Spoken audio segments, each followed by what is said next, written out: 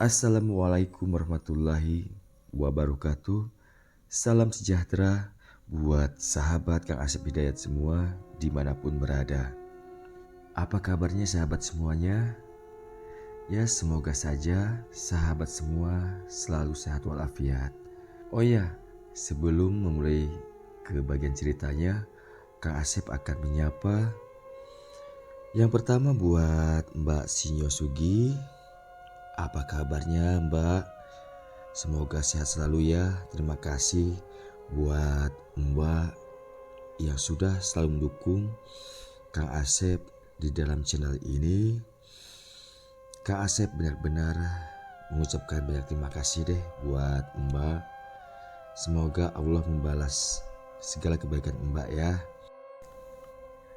Yang berikutnya buat Mama Kris di Jakarta. Terima kasih ya Mama Kris sudah selalu mengikuti kisah-kisahnya Kang Asep. Mohon maaf nih Kang Asep selalu telat atau lambat mengupload kisah barunya. Ya karena berhubung Kang Asep sambil bekerja ya Mama Kris. Semoga Mama Kris berkenan dengan kisah-kisah yang Kang Asep persembahkan. Yang terakhir buat semua subscriber Kang Asep Hidayat. Tanpa sahabat semuanya, tidak mungkin hingga saat ini Kang Asep masih membawakan cerita-cerita karya Kang Asep buat sahabat semuanya. Pokoknya sahabat semua luar biasa. Baik, perjumpaan kali ini Kang Asep akan kembali melanjutkan kisah yang sebelumnya, yaitu Jamil, Aku Bukan Pembunuh bagian akhir. Ya, akhirnya selesai juga ya sahabat semuanya. Semoga berkenan dan mohon maaf atas segala kekurangannya. Langsung saja kita ke bagian ceritanya. Namun seperti biasa, yuk kita membaca. Bismillahirrohmanirrohim. Inilah selengkapnya. Akhirnya hidup bersama Jamil dan Farida. Jamil sangat bahagia karena akhirnya ia bisa merawat ibunya walau hanya 2 tahun bersama. Karena sang bunda kandung menghadap sang ilahi. Di saat itulah Jamil kembali menangis. Di sini kita bisa petik kisah yang begitu berartinya seorang ibu. Karena sehebat apapun manusia di muka bumi ini, semua karena jasa seorang ibu. Jadi berbahagialah bagi yang masih memiliki ibu. Demikian pula dengan ayah yang pada intinya kedua orang tua kandung itu tidak akan pernah ada gantinya.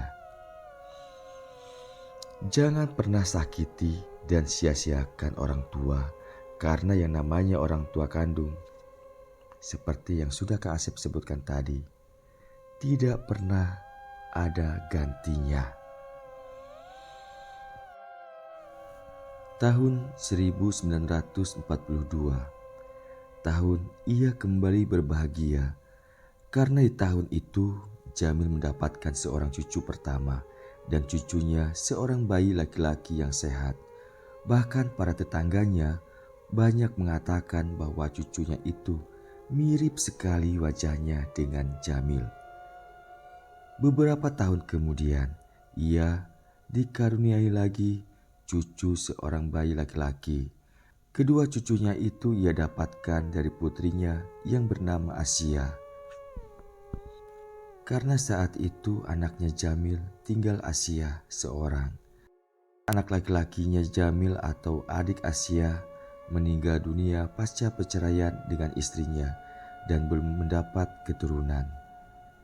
Di hari tua Jamil, ia menghabiskan waktu dengan bertani, walau tidaklah ia sendiri yang mengerjakan, karena Jamil memiliki beberapa pekerja. Selain mengurus kebunnya yang sangat luas, sehari-hari Jamil selalu membantu orang lain yang membutuhkan pertolongannya, karena Jamil memiliki kemampuan mengobati orang yang sakit yang sifatnya non-medis.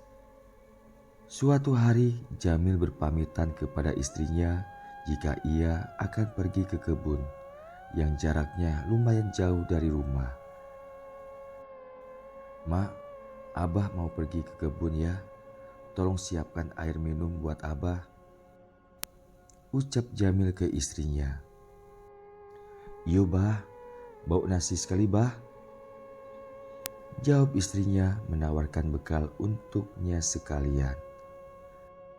"Jen lagi, beko lamu nunggu masak pulo," ujar Jamil menolak.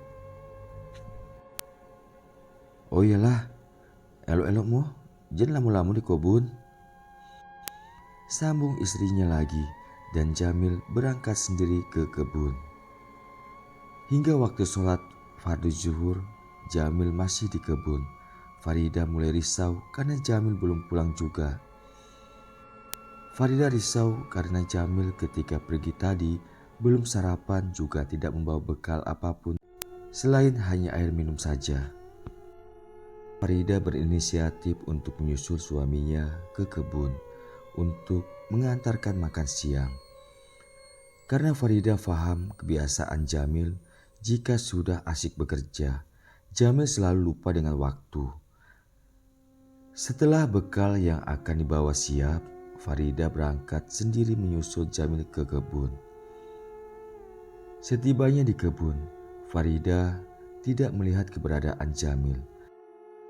Setelah meletakkan bekal makan Jamil di gubuk, Farida beranjak mencari Jamil karena ia samar mendengar suara seseorang tengah menebas pohon di tepian hutan dekat kebunnya.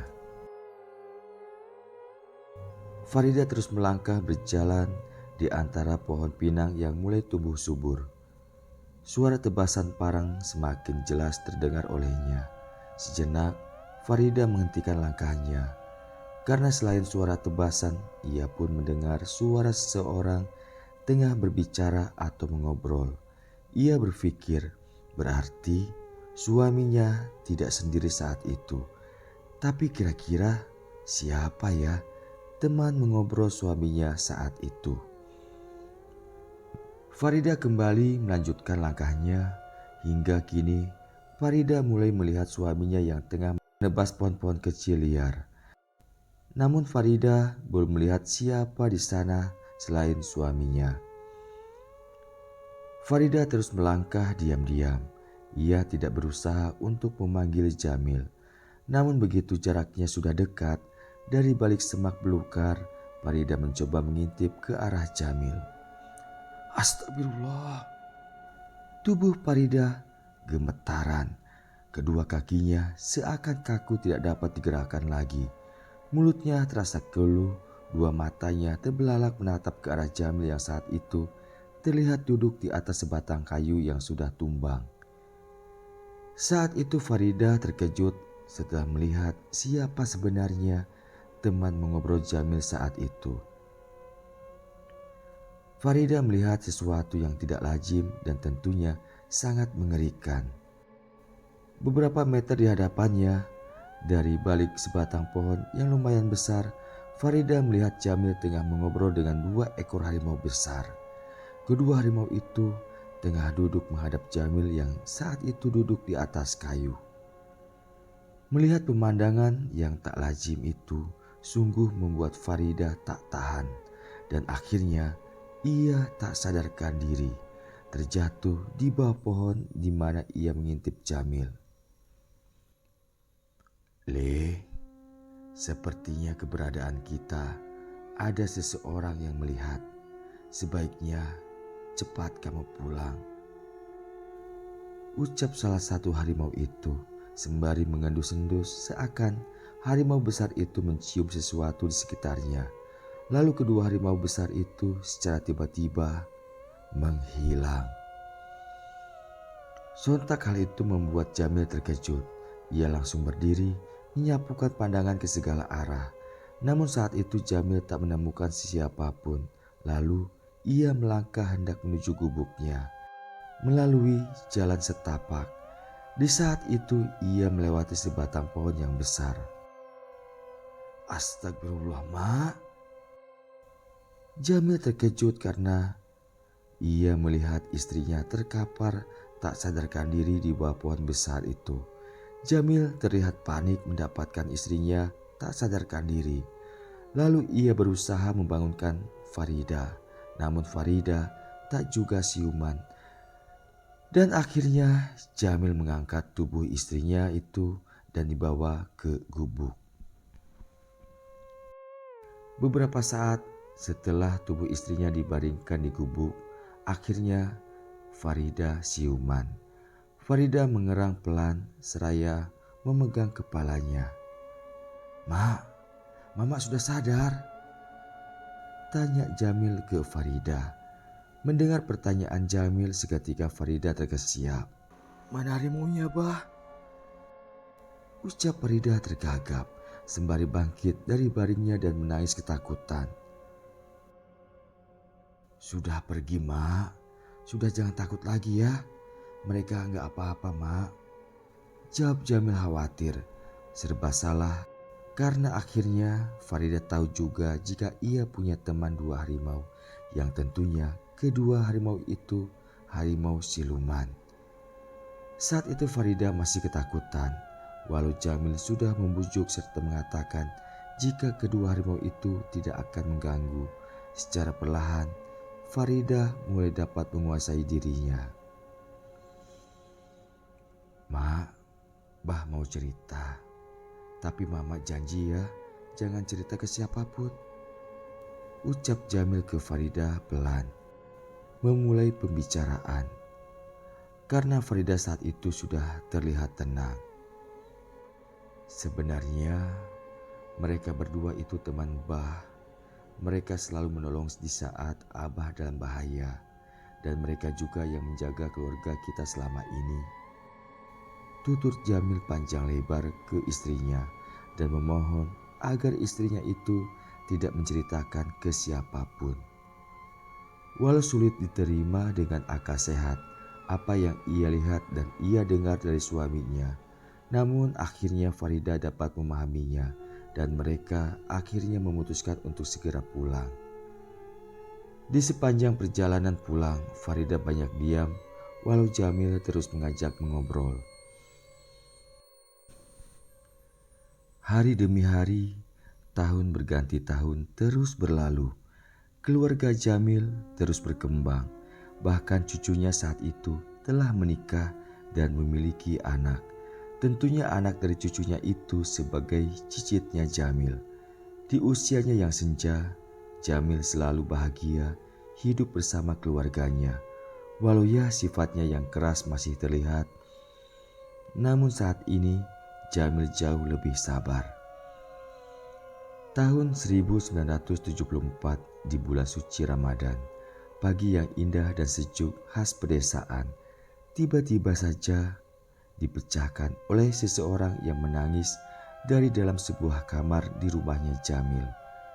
Yaitu suara tangis Farida. Sontak suara tangisan Farida membuat seisi rumah itu terkejut dan menghampirinya. Dan ternyata Farida saat itu menangis karena suami tercintanya sudah tiada. Jamil atau Jamiluddin tutup usia. Ia menghadap Yang Maha Kuasa dengan tenang. Dengan segala kisah hidupnya yang penuh dengan liku, menuliskan sejarah dalam hidupnya dan keluarganya di dunia ini. Singkat cerita, tahun 1979, Farida, istri Jamil, menyusul Jamil menghadap Yang Maha Kuasa pula. Semoga Haji Jamil dan Hajah Farida husnul khotimah. Amin ya Rabbal Alamin. Tamat. Demikian akhir dari kisah Jamil, Aku Bukan Pembunuh. Semoga kita semua dapat memetik dari sisi positif kisahnya.